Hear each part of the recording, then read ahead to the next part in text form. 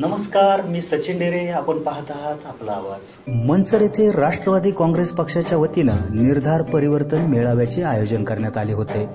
हा परिवर्तन मेळावा म्हणजे येणाऱ्या लोकसभा व विधानसभा निवडणुकीची पूर्वतयारी आहे असे समजले जात आहे. या परिवर्तन मेळाव्यास माजी उपमुख्यमंत्री अजित पवार, छगन भुजबळ, विधानसभेचे माजी अध्यक्ष दिलीपराव वळसे पाटील, धनंजय मुंडे, युवा नेते अतुल बेनके, राष्ट्रवादीचे पदाधिकारी व कार्यकर्ते मोठ्या संख्येने उपस्थित होते. या परिवर्तन मेळाव्यात बोलताना महाराष्ट्राचे माजी उपमुख्यमंत्री अजित पवार यांनी सरकारवर चौफेर टीका केली आहे. नक्की काय म्हणालेत अजित पवार, पाहूयात.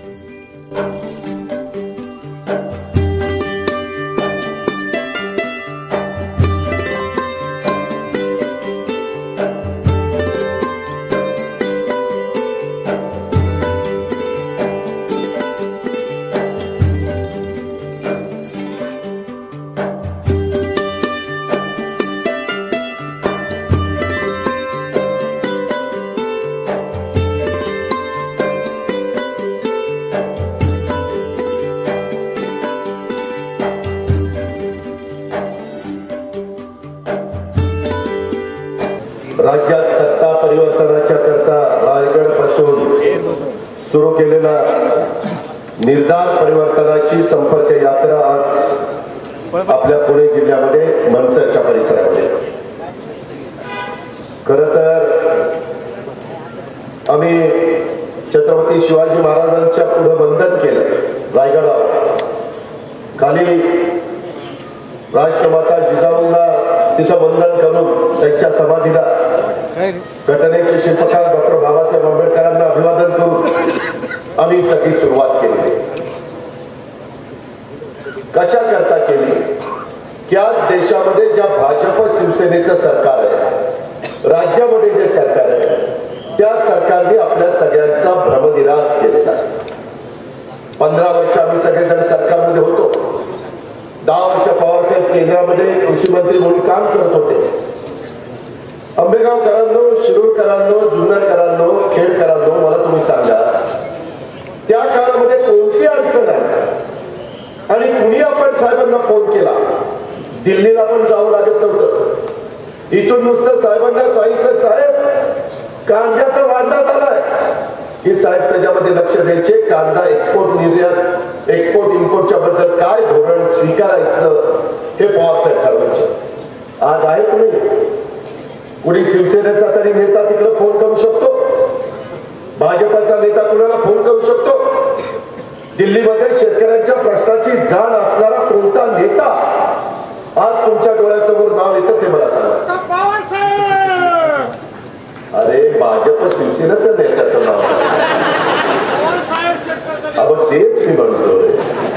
नुसतं पवारसाहेब करून चालणार नाही. पवार साहेबांनी दिलेल्या खासदाराचं बटन दाबा.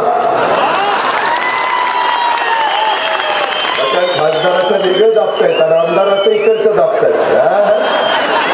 बारामतीकर कसे करत नाही येणार त्याच्यावर थांबा करा. मित्रांनो, एकंदरीत एवढं तुमच्यावर दत्तात्रय वळसे पाटील साहेब असताना देखील साहेबांनी प्रेम केलं. वळसे पाटील साहेबांनी पण साहेबांवर प्रेम केलं. तुम्ही आंबेगावकरांनी केलं, जुन्नरकरांनी केलं. अनेक वर्ष साहेबांनी जी जी राजकीय भूमिका घेतली, समाजवादी काँग्रेसची असेल, समांतर काँग्रेसची असेल, त्याच्यानंतर एकत्र काँग्रेसची असेल, नंतर राष्ट्रवादी काँग्रेसची असेल, त्या त्या विचाराशी तुम्ही सगळेजण पाठीशी उभा राहिला. साहेबांना महाराष्ट्रामध्ये तुम्ही सगळ्यांनी फिरवलं. सुरुवातीच्या काळामध्ये तरुण वयात साहेबांचे पीए म्हणून दिलीपराव वळसे पाटलांनी काम केलं, अनुभव घेतला आणि पवार साहेबांनी 90ला त्यांना इथं उमेदवारी दिली. त्याच्यानंतर आंबेगाव तालुक्याने मागं वळून बघितलं. इथल्या शिक्षण संस्था घ्या, दुधावर प्रक्रिया करणारी इथं निघालेली कारखानदारी घ्या, इथली शरद अर्बन कोऑपरेटिव्ह बँक घ्या, इथले वेगवेगळी धरणं, जुन्नर परिसरामध्ये जी 5 तुकडीची धरणं, घोट धरण हे उभं राहिलं, त्याचं काम पहा. त्याच्यानंतर आपल्याला इथं बंधारे टाकले पाहिजेत. त्याशिवाय पाणी नुसतंच नदीत बघून कसं चालेल? पाणी जाईल खाली, माझ्याही लोकांना मिळालं पाहिजे. त्याकरता त्यांनी पुढाकार घेतला. हा सगळं काम चाललेलं असताना आता ऊस लागला. आपल्याला सगळ्यांना विज्ञान सहकारी साखर कारखान्यावर अवलंबून राहावं लागायचं. तोही कारखाना आपल्या शेतकऱ्यांचाच आहे, त्याबद्दल दुमत नाही. पण कुठेतरी आपल्या आंबेगावकरांचा हा कारखाना भीमाशंकरच्या नावाने उभा राहावा म्हणून त्या ठिकाणी पुढाकार घेतला गेला. तो कारखाना कमी पडायला लागला तर जवळच आता सहकारी साखर कारखाना काढता येत नाही म्हणून परत कारखाना काढावा लागला. कारण तुम्ही विरोधक टीका करतील की बघा खासगी कारखाना काढला. दिलीपरावांना खासगी कारखाना काढायचा नव्हता. माझ्या देखत त्यांनी साहेबांना सांगितलं, साहेब म्हणले आता राज्याचं धोरणच बंद झालंय तर करणार काय. आणि त्याच्यामुळं त्या माझ्या शिरूर आणि आंबेगाव आणि त्या भागातल्या लोकांच्या करता तो कारखाना काढला. शेवटी शेतकऱ्यांचेच पैसे त्याच्यामध्ये आहेत. माझ्या शेतकऱ्यांनी कष्टाने पिकवलेला त्यांचा ऊस असेल, त्याला चांगला दर मिळावा, वेळेत ऊस जावा, दुबार पीक व्हावं, गहू हरभरा व्हावा, खोडवा राखावा. कुणाच्या दारात त्या माझ्या शेतकऱ्याला जायला लागलं. काय नाही तुमच्याकरता राष्ट्रवादी काँग्रेस पक्षाने केलं, काय नाही तुमच्याकरता दिलीप वळसे पाटलांनी केलं. मला आंबेगाव मधलं एक मात्र मनापासून आवडतं. मी माझ्या जिल्ह्यामध्ये अनेक तालुक्यामध्ये सभांच्या निमित्तानं जातो, परंतु आंबेगाव तालुक्यामध्ये जेवढ्या माझ्या आया बहिणी आणि मुली सभा ऐकायला येतात तेवढ्या माझ्या बारामतीत पण येतात. त्याच्यामुळे महिलांचं तुमचं खूप खूप कौतुक करतो. जे चांगलं आहे ते चांगलंच आहे, त्याबद्दल दुमत नाही. पण हे जे काही आज देशात राज्यामध्ये परिस्थिती निर्माण झाली त्याच्या खोलात जावा. त्यांनी स्वप्न दाखवले, मागाशी स्क्रीनवर बघितलं, इकडं बघितलं, किती खोटं बोलायचं पण रेटून बोलायचं. त्यांना असं वाटलं की पहिल्यांदा मतं मागण्याच्या करता काही सांगू, काही प्रलोभन दाखवू, काही खोटं बोलू, लोक विसरून जातील. आणि आता मुद्दाम आम्ही प्रत्येक सभेमध्ये ते दाखवतो, थोडंच दाखवतो. सगळं दाखवलं तर तुम्ही म्हणाला ह्याच्यासारखा तर फसवा माणूस नाही, म्हणून थोडंच आम्ही दाखवतो. वास्तविक एवढ्या मोठ्या पदावर बसणाऱ्या व्यक्तींनी इतकं बेमानून 125 कोटी जनतेची फसवणूक करायची हे तिथं बसणाऱ्या व्यक्तीला शोभत नाही. साधू संतांचे विचार काय, आपली भारतीय परंपरा काय, आपली संस्कृती काय, आपल्याला वडीलधारी काय सांगतात. एक खोटं बोलायला लागले तर पुढे 50 खोटं बोलावं लागतं. याचाही अनुभव दैनंदिन जीवनामध्ये तुम्ही मी घेत असतो. आणि त्याच्यामुळं लहानपणापासून आपल्याला सांगितलं जातं की खोटं बोलू नका, चूक झाली तर कबूल करा, पुढे होणार नाही ते सांगा, पण ते पण हे सांगत नाही. आणि त्यामुळं आज देशाची राज्याची अवस्था झाली. आज माझा शेतकरी उद्ध्वस्त झालेला. आज माझ्या शेतकऱ्याला मगाशी दिलीपरावांनी सांगितलं, पवार साहेब कृषी मंत्री असताना पी चिदंबरम, डॉक्टर मनमोहन सिंगजी, सोनियाजी या सगळ्यांनी मिळून आपली कर्जमाफी केली, 7/12 कोरा केला. त्यावेळेस आंबेगावकरांनो, शिरूरकरांनो, जुन्नरकरांनो, किती लोकांची कर्जमाफी त्यावेळी झाली त्यांनी हातवर करा. पवार साहेबांच्या काळात भुजबळ साहेब निश्चित काही लोकांची झाली. आणि आता मोदी आणि देवेंद्र फडणवीस साहेबांचं सरकार आल्यानंतर देवेंद्र फडणवीसांनी 34,000 कोटी 89 लाख शेतकऱ्यांना कर्जमाफी जाहीर केली. किती लोकांना त्याची कर्जमाफी मिळाली त्या सरकारच्या निर्णयाची त्यांनी हातवर करा. एक हातवर होत. आम्ही तेच सांगतो मोदी देवेंद्र फडणवीसांना. ते म्हणतात की लोक तुमचे असतील म्हणून हातवर करतात. अरे म्हणजे तुमची नामची काय, जनता तर सर्वांची. यांना सरकारला सगळी माणसं सारखी, पण नाही हातवर होत. थट्टा चावली आपली, चेष्टा करतात तुमची माझी. या पद्धतीचा कारभार या भाजप शिवसेनेवाल्यांचा चाललेला आहे. म्हणून मित्रांनो, आपल्याला उद्याच्या काळामध्ये दिल्लीच्या राजकारणात पवार साहेबांना चांगले निर्णय घेण्याच्या करता पवार साहेब तिथं 22-25 पक्षांना एकत्र आणताय, वडीलकीच्या नात्याने सल्ला देताय. पवार साहेबांचा सगळी लोक तिथं आदर करताय. मायावती असेल, ममता बॅनर्जी असेल, अखिलेश यादव असेल, तिथं मुलायम सिंग यादव असतील, चंद्रबाबू नायडू असतील, राहुल गांधी असतील. मी किती लोकांची नावं देऊ. अहवाल असतील सगळे म्हणतात की आपण सगळे एकत्र येऊया.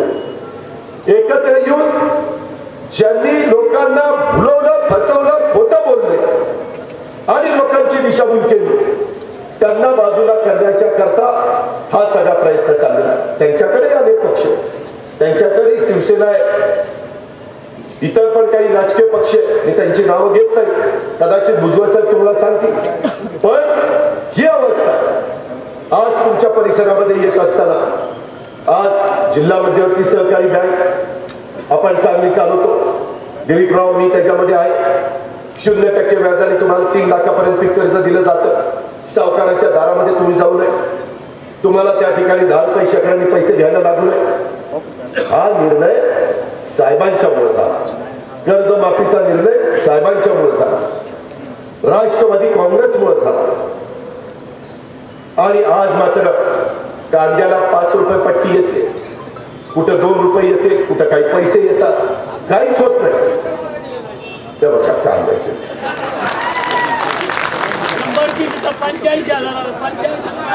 आता जसं दाखवलं ना तसं घड्याळाचं चिन्ह घेऊन उमेदवार देईल तिथलं बटन दाब, म्हणजे कांद्याला भाव मिळेल. मित्रांनो, याच्यात गमतीचा भाग नाही. पवार साहेबांच्या सारखा ग्राहकाचा आणि उत्पादकाचा दोघांचाही विचार करणारा नेता मी ऐकायचो सभेत.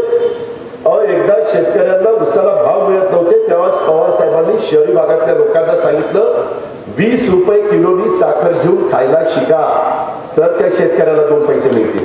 कोण आता नेता आहे का?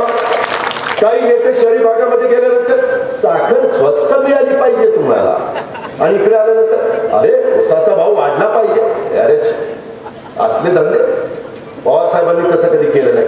त्यांनाही सांगितलं की बाबांनो, लाखाचा पोशिंदा जो शेतकरी आहे त्याला विजेचा खर्च, पाण्याचा खर्च, मशागतीचा खर्च, बेण्याचा खर्च, खांदी बांधणीचा खर्च, त्याच्या मुलाबाळांचं त्याच्यावर असणारं सगळं जीवन अवलंबून असतं, प्रपंच अवलंबून असतो. त्यालाही परवडलं पाहिजे आणि तुम्हालाही परवडलं पाहिजे. ही भूमिका साहेबांनी मांडली. म्हणून पवार साहेबांनी 1 रुपये 2 रुपये किलोनी ज्वारी आणि गहू देण्याचा निर्णय घेतला, 2 रुपये किलोनी तांदूळ देण्याचा निर्णय घेतला. अन्न सुरक्षा कायदा देशातल्या सगळ्या लोकांना खायला मिळालं पाहिजे, उपाशी कुणी झोपता कामा नये, ही भूमिका पवार साहेबांनी घेतली.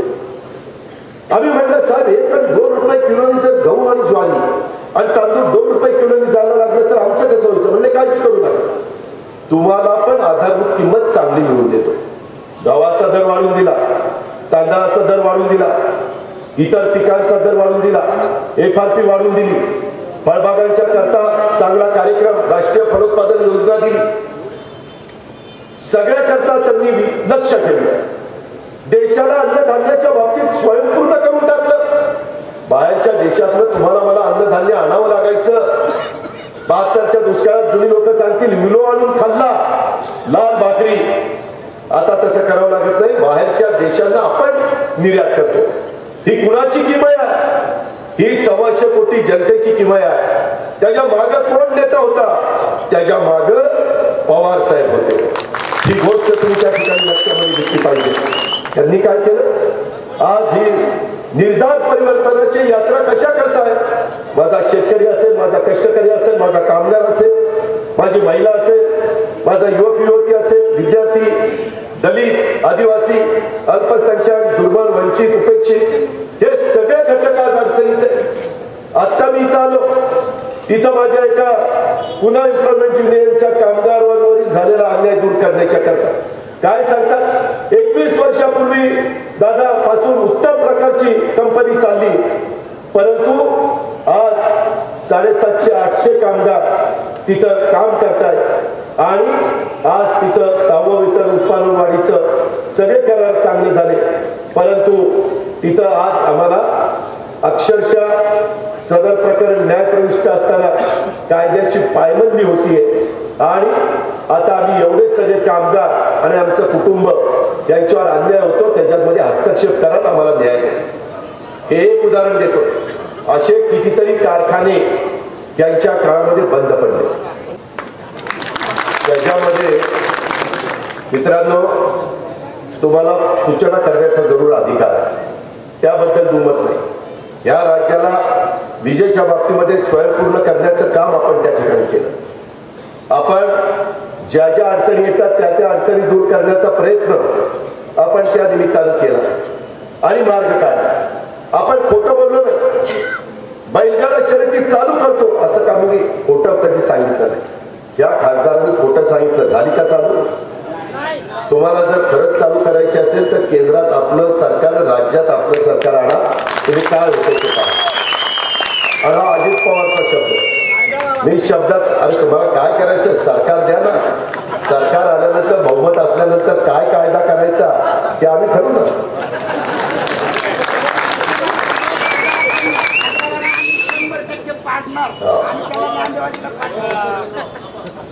आता तुम्ही पहा, आज ज्येष्ठ समाजसेवक अण्णासाहेब हजारे 5 वर्षामध्ये 38 वेळा त्यांनी पंतप्रधानांना पत्र पाठवलं. 4.5 वर्षामध्ये नरेंद्र मोदी साहेबांनी पहिल्यांदा त्यांच्या पत्राला उत्तर दिलं आणि 1 जानेवारीला अण्णांना पत्र मिळालं. अण्णांनी काही मूलभूत महत्वाच्या मुद्द्यांच्या करता उपोषण चालू केलेलं आहे. आज त्यांचं वय झालेलं आहे. एक समाजसेवक म्हणून ते महाराष्ट्रामध्ये काम करतात, परंतु त्यांच्या उपोषणाकडे कोणी पाहायला तयार नाही, चर्चा करायला तयार नाही, ज्या मागण्या केल्या त्याच्याबद्दल उत्तर द्यायला तयार नाही. आणि पंतप्रधानांनी काय पत्र दिलं? आपणास शुभेच्छा.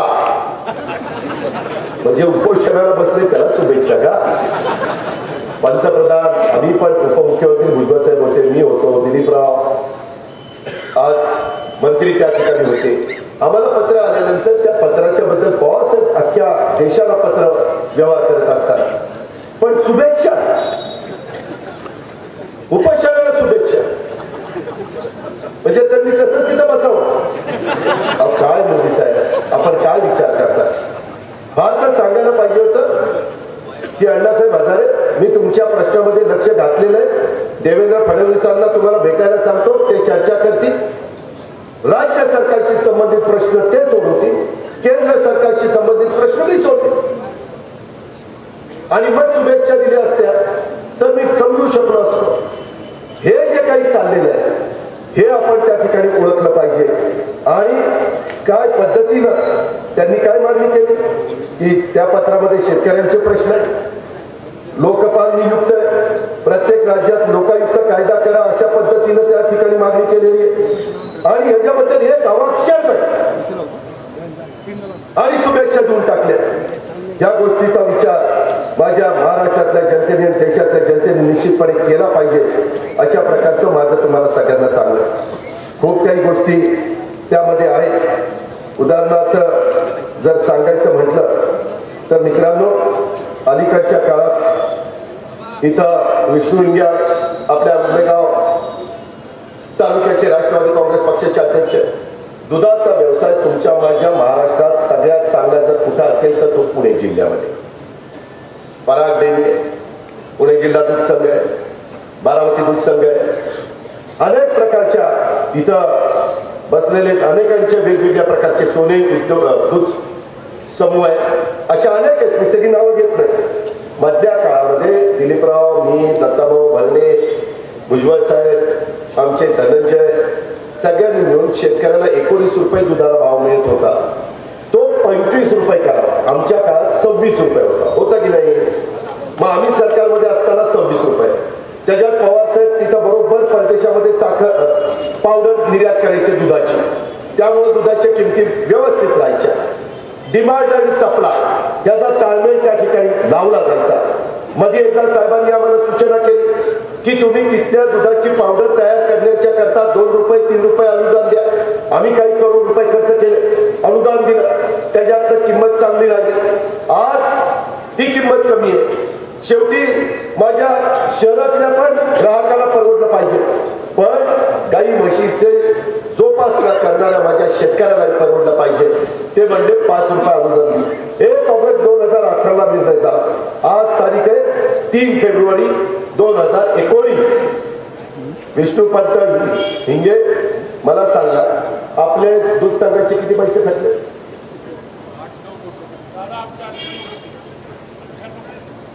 सगळ्यांचे मिळून 500 कोटी रुपयाच्या पुढे पैसे थकले. कुणाचे? शेतकऱ्यांचे. कसे 5 रुपये द्यायचे? फक्त ऑगस्ट आणि सप्टेंबरचे पैसे मिळाले. ऑक्टोबर, नोव्हेंबर, डिसेंबर, जानेवारी नाही पैसे दिले. काय पेंट कशी घालायची त्या महाजन जातकऱ्यांना कळत नाही. ते ग्रामीण भागातले की वेळेमध्ये लोकांना दुधाचे पैसे मिळाले तर ते पेंट घेतील, तर ते हिरवा चारा घालतील, वाळलेली वैरण घालतील, काही आजार झाला तर त्याला औषध पाणी करतील.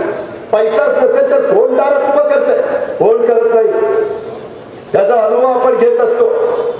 पण त्या दुधाचे पैसे द्यायचं भाजप शिवसेनेवाल्यांना कळत नाही का?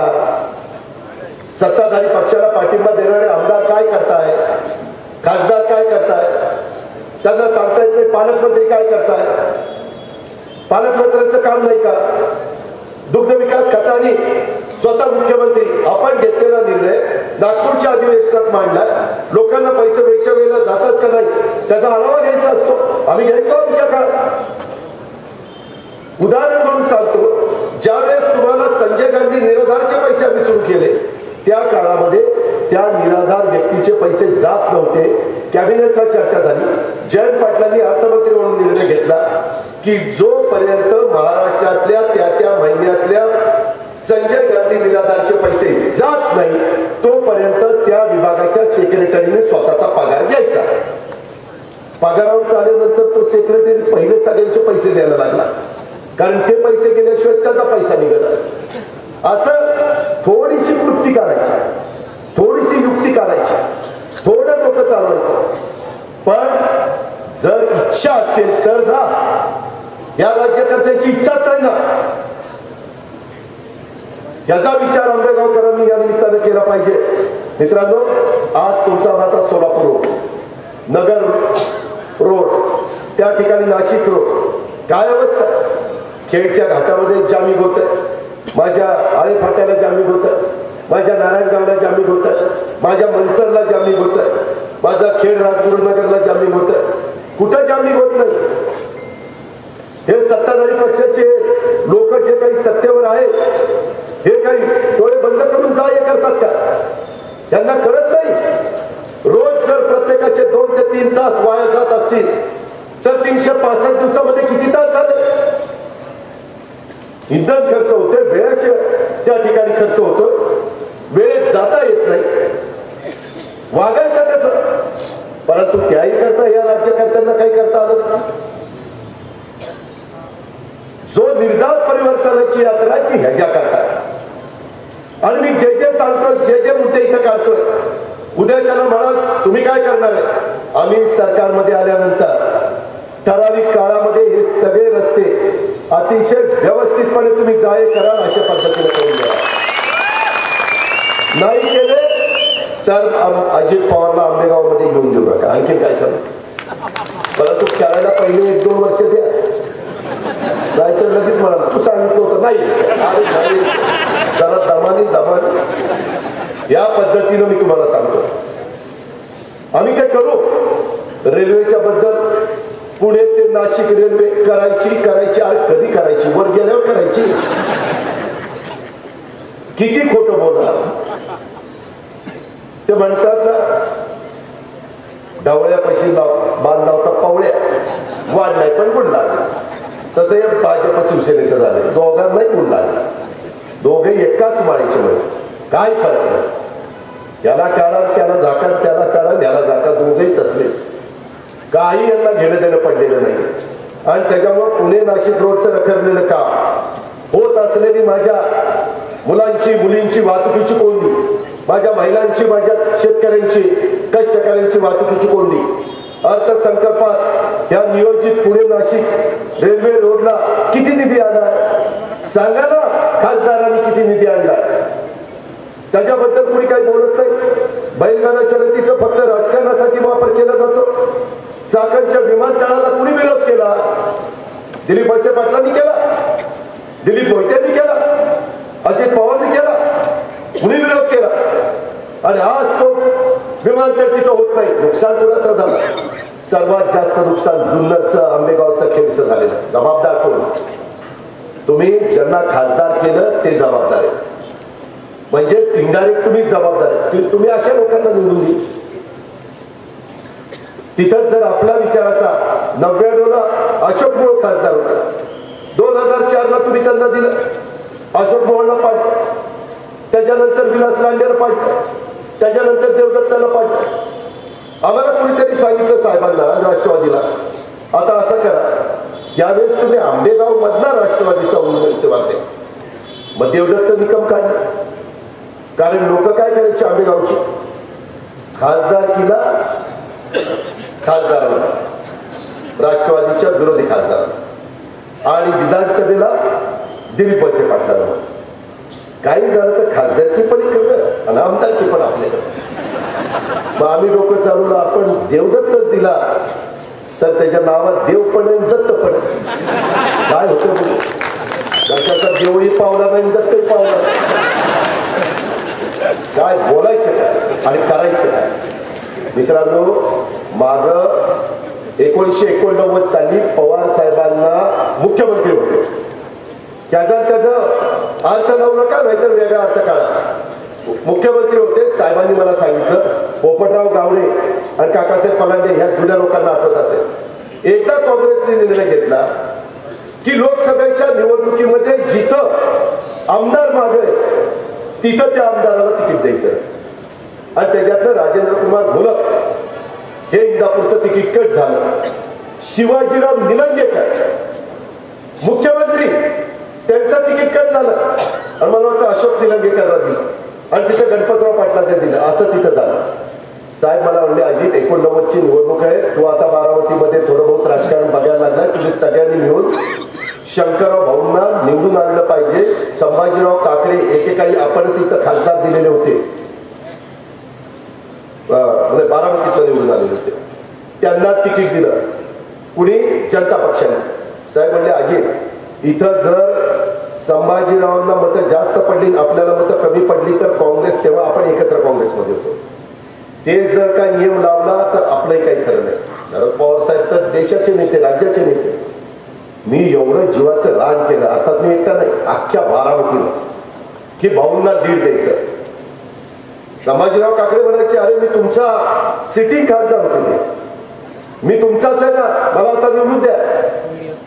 आणि त्याच्यानंतर मतदान झालं. भाऊ मला म्हणाले होते, आज भाऊ हयात नाही, शंकरराव पाटील, की अजित फक्त लीड मिळून नको देऊ. तिथं आम्ही 25,000 ते 30,000 मताचं लीड भाऊंना मिळून दिलं. साहेब ताट मानेली तिकडे मंत्रिमंडळामध्ये गेले, पुन्हा पवार साहेबच मुख्यमंत्री झाले. असं वागायचं असतं, असं करायचं असतं. बघा काही डोक्यात शिरलं का काही शिरलं. मित्रांनो, खरोखरी सांगतो, कारण तुम्ही जर असं केलं, मागे घ्या ना, वाजपेयीच्या काळामध्ये एका मताने वाजपेयीचं सरकार पडलं का नाही, एक खासदार कमी होता, फक्त एकच.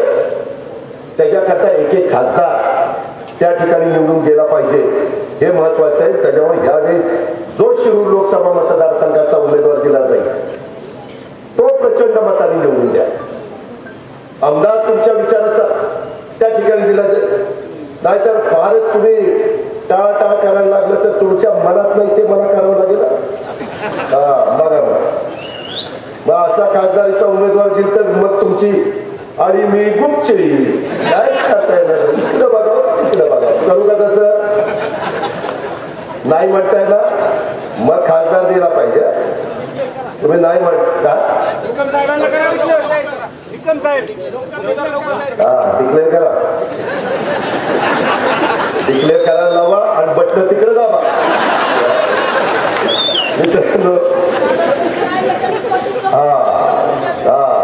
आम्ही सगळं आता सोडून इकडेच येतो नाही. मित्रांनो, त्याच्यामध्ये मध्ये बजेट येणार होतं. आम्ही सगळ्यांनी लक्ष दिलं की बजेटमध्ये काय आपल्याला मिळतं. बजेटमध्ये आम्हाला वाटलं आता कर्जमाफी देतील, मगाशी जे सांगितलेलं होतं ना, पहिल्याच लगेच कॅबिनेटला करणार, काही नाही कर्जमाफी केली. मित्रांनो, कशी थट्टा चालवली तुमच्या माझ्या शेतकऱ्यांची. आपल्याला 5 एकराच्या आतमध्ये 500 रुपये महिना म्हणजे 6,000 रुपये वर्षाला दिले. आम्ही हिशोब काढला, रोज 16 रुपये आणि 5 जणांचं कुटुंब असलं तरी एकाला 3.5 रुपये. मी शेतकरी आहे, माझ्या घरात माझ्याच नावावर जमीन आहे, मला बायको, 2 मुलं आणि आई, 5 जण झाली की नाही. 16 रुपये म्हणजे 5 जणांना वाटून किती आले? 3.5 रुपये. कशी चेष्टा लावली. तिथं बसणाऱ्यांना कळतच नाही. शेतकऱ्यांच्या प्रश्नाची जाण नसणारे राज्यकर्ते तिथं बसले, महाराष्ट्रात पण आणि देशामध्ये पण. म्हणून ही तक्ता. आणि तिथं उत्तर प्रदेशचे मुख्यमंत्री काय सांगतात? त्या मेळाव्यामध्ये एका गेले आणि सांगितलं साधूंना मी 5,000 रुपये महिना सुरू करणार. आता आमची शेतकऱ्याची पोरं म्हणायला लागली, दादा आता शेतकरी नाही राहायचं, साधू व्हायचं. की 500 रुपयापेक्षा 5,000 परवडले ना दादा. काय बघले कपडे घालायचे साधू. आला कधी राजूच्या चालू. अशा पद्धतीचं वातावरण आहे. का हो तुम्ही आमच्या शेतकऱ्याला 500 रुपये देता, 16 रुपये रोज देता. तिथं आम्हाला 300 रुपये शेतमजुराला द्यावे लागतात, 350 रुपये द्यावे लागतात. खुरपणीच्या महिलेला 250 रुपये दिल्याशिवाय ती येत नाही खुरपणीला. त्यांनाही मिळालं पाहिजे चांगलं, तेही आपलेच आहे. पण तिथं ही परिस्थिती आणि तुम्ही 16 रुपये देताय. दुसरं बघा, आणीबाणीच्या काळामध्ये जेलमध्ये होते त्यांना 10,000 रुपये महिना सुरू केला राज्य सरकारने, म्हणजे 350 रुपये रोज. का तर आणीबाणीमध्ये जेलमध्ये बसले होते. आणीबाणी चुकीचीच होती, मी त्याचं समर्थन करत नाही. इंदिरा गांधींना त्याचा फटका बसला, देशाने त्यांना नाकारलं, पुन्हा चूक सुधारण्याची संधी दिली. हा इतिहास आहे. पण त्याच्यामध्ये त्यांना 350 रुपये रोज आणि माझ्या शेतकऱ्याला 3.5 रुपये रोज. अहो मधल्या काळात तर आमच्या शेतकऱ्यांनी काही अडचणीमध्ये आला होता. त्या शेतकऱ्यांनी एखादी काबाड कष्ट करून काही पीक घेतलं, त्या पिकाचे विकून काही पैसे हातात आले. ती रक्कम इतकी तुटपुंजी होती. ती आल्यानंतर त्या शेतकऱ्याला वाटलं की एकदा हे पंतप्रधानाला पाठव की किती पैसे मला मिळाले. आणि शेतकऱ्यांच्या वेदना या निमित्तानं पंतप्रधानांना कळाव्या. मन की बात आणि चर्चा ह्याच्यात तर काहीच होईना. त्याच्यामुळे ती रकमेची मनी ऑर्डर पंतप्रधानांना केली. या सरकारचा उद्दामपणा, अहमपणा, मीपणा, किती मगरुरी बघा ना. ती मनी ऑर्डर पाठवली, पुन्हा त्या शेतकऱ्याला परत पाठवली आणि त्यांना सांगितलं की असे पैसे मनी ऑर्डरनी न पाठवता ऑनलाईन पाठवून दे. एखाद्याने ते पैसे पाठवत असताना त्याला बोलून घेतलं असतं, काय पाठवून नाही, किंवा कृषी मंत्र्यांना पाठवलं असतं, जा त्यांचं बघ काय आहे ते, अडचण दूर करा. इथं तर स्वर्गीय भाऊसाहेब फुंडकरांचं निधन झाल्यापासून कृषी मंत्रीच नेमला नाही. इतकं तर आपल्या शेतकऱ्यांच्याकडे यांचं दुर्लक्ष आहे. गेल्या वर्षी भाऊसाहेब फुंडकर वाढले, कळत नाही सरकारला कृषी मंत्री नेमायचा. अतिरिक्त कार्यभार, त्या मंत्र्यांना पण वेळ नाही. ही अवस्था निर्धार परिवर्तनाची यात्रा कशा करतात? ही सगळी उदाहरणं तुमच्या माझ्या समोर. महिलांच्यावर अत्याचार होत आहेत, अन्याय होत आहे. त्यांना त्या ठिकाणी कुणी न्याय देऊ शकत नाही, संरक्षण देऊ शकत नाही. ही अवस्था मोदी सरकारबद्दल तर किती त्या ठिकाणी सांगायचं म्हटलं तर एवढ्या वेगवेगळ्या प्रकारच्या योजना सांगतात. निव्वळ कागदावर योजना असतात, प्रत्यक्षात काहीच खरं नसतं. मध्ये त्यांच्या 2 योजना मात्र त्या तर मानल्याच पाहिजे. इतिहासात नोंद ठेवेल अशा पद्धतीच्या या योजना आहेत. एका योजनेमध्ये मगाशी आमच्या तरुणांना सांगितलं पकोडा म्हणजे भजी, पकोडा योजना. आणि दुसरी म्हणजे श्रीमंतांना पळविण्यासाठी भगोडा योजना. हे सरकार म्हणजे पकोडा आणि भगोडा असं सरकार.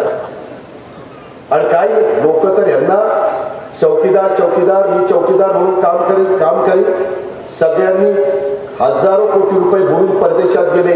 नीरव मोदी गेले, विजय मल्ल्या गेले, मेहुल चोक्सी गेले, नितीन संदेसरा गेले. रोज प्रकरणे. त्या एका बँकेच्या प्रमुखांनी महिला आहे, त्यांनी व्हिडिओ कॉलला किती 1000 कोटी रुपये दिले. इथपर्यंत नाव आलं चंदा कोचर. आणि आम्ही बँकेमध्ये गेलो, शेतकरी तर त्याला म्हणतात चल बाजूला, तुझ्या सातबारावर काही नाही, शिल्लकच राहिलं नाही काही द्यायला. इतर हक्कात काहीच शिल्लक राहिलं नाही. ही आमची तुम्ही थट्टा करता, 101 ची प्रकरणं करता, भांडीकुंडी काढता. हे जे प्रकार आहे हे प्रकार थांबवण्याच्या करता केंद्रात आणि राज्यामध्ये बदल केला पाहिजे. आणि ज्या पद्धतीनं आपल्याला 500 रुपये दिले, माझं तर म्हणणं आहे ते पैसे आले ना तर सगळ्या शेतकऱ्यांनी ऑनलाईन ते परत पाठवावे पंतप्रधानांना. हे पैसे तुमचे तुम्हाला लागलं आणि परत जे सरकारीला त्यांच्याकडनं तुमच्या माझ्या गावाचं शेतकऱ्यांनो निश्चितपणे कष्टाचं चीज करू. त्याबद्दल काही काळजी करू नका. आधारभूत किंमत चांगली घेऊ. आपल्याला हे असले कुठेतरी तुकडा अंगावर फेकल्यासारखं तुम्ही आमच्या अंगावर तुकडा टाकला का? तुम्ही आम्हाला भिकारी समजता का? हा जाब या राज्यकर्त्यांना विचारला गेला पाहिजे. हे मला तुम्हाला या निमित्तानं सांगायचंय. मित्रांनो, आज वेगवेगळ्या पद्धतीनं काम करत असताना इतक्या वेगवेगळ्या गोष्टी तिथं चाललेल्या आहेत. योजनेच्या बद्दल देखील बेटी बचाव बेटी पढाव या गोष्टी द्यायच्या आणि 50% पेक्षा जास्त खर्च जाहिरात मंजूर करायचा. त्याच्यात एका या भारतीय जनता पक्षाच्या आमदारांनी डोकं चालवलं.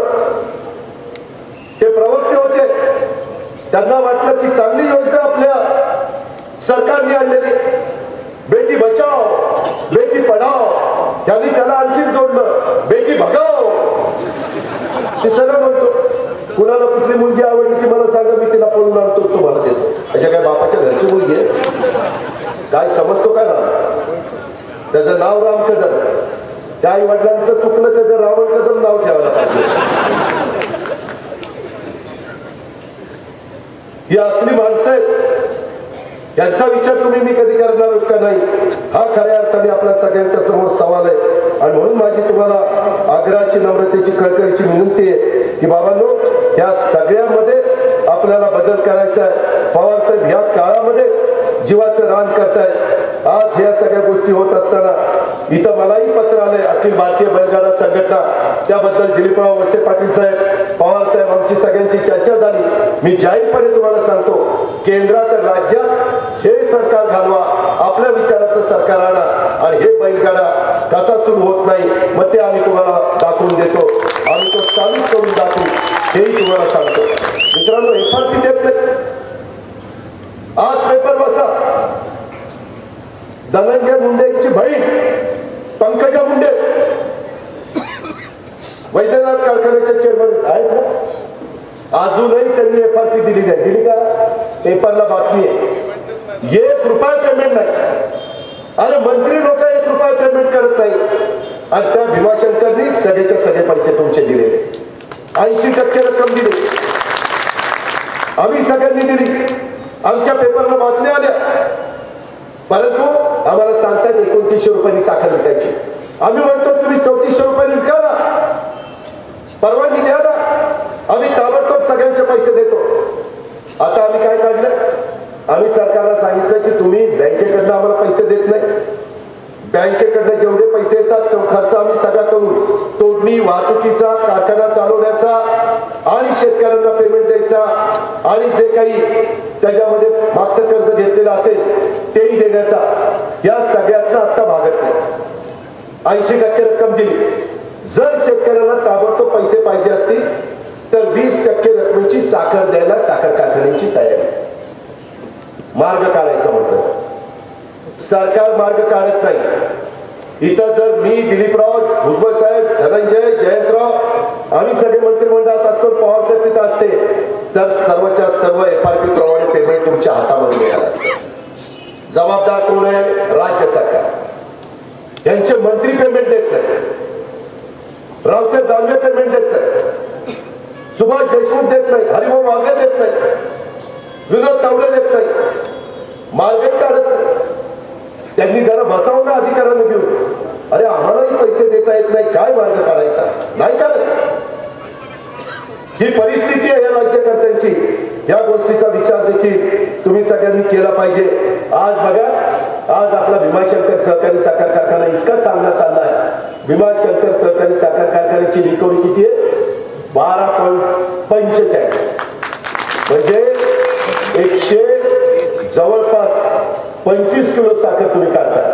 संत तुकारामची 12च्या आत, दौंड शुगरची 12च्या आत, विघ्नरची 12च्या, छत्रपतीची 12च्या, गोरगंगेची 12च्या, सोमेश्वरची 12च्या पुढे, माळगावची 12च्या, भीमाची 12च्या, राजगड 12च्या, नाथ नस्तोबा 12च्या, अनुराग 12च्या, पराग आणि बारामती ॲग्रो हे मात्र पुढे सगळे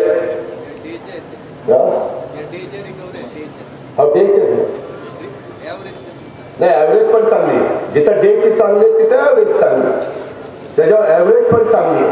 अशा पद्धतीने संस्था चालवायच्या असतात. या मंत्र्यांना जर आपल्या भीमाशंकरला बोलवा आणि दाखवा, बाबा रे असा कारखाना चालव म्हणजे लोकांना पैसे देता येतात, असा कारखाना चालव म्हणजे तिथं आर्थिक सुबत्ता आणता येते, असा कारखाना चालवा म्हणजे जनतेला न्याय देता येतो, हे आपण सगळ्यांनी लक्षामध्ये ठेवलं पाहिजे. आणि म्हणून माझ्या आंबेगाव, जुन्नर, त्या ठिकाणी शिरूर, माझ्या आज येणारं खेड, त्या सगळ्या भागातल्या जनतेला माझी आग्रहाची विनंती आहे, जर तुम्हाला राष्ट्रवादी काँग्रेस पक्षामध्ये तास मानलेले दिलीप वळसे पाटील साहेबांना त्या ठिकाणी भूमिका मांडता आली पाहिजे. म्हणून आंबेगाव विधानसभा मतदारसंघात यावेळेस जो उमेदवार आदरणीय पवार साहेब देतील त्या उमेदवाराला आंबेगाव विधानसभा मतदारसंघात शिरूर आंबेगाव लीड मिळालंच पाहिजे. लीड मिळणार का नाही? मिळणार असेल तर हात वर करा. राष्ट्रवादी काँग्रेस पक्षाचा हात वर करणाऱ्यांनी जर बटन दुसरं दाबलं तर बघतो तुमच्या. मित्रांनो, अधिक न बोलता आपल्या सगळ्यांना प्रचंड संख्येने आपण उपस्थित राहिला. अक्षरशः दिलीप वळसे पाटलांच्या बद्दल आम्हाला सगळ्यांना अभिमान वाटेल एवढ्या प्रचंड संख्येने तुम्ही या ठिकाणी उपस्थित राहिला.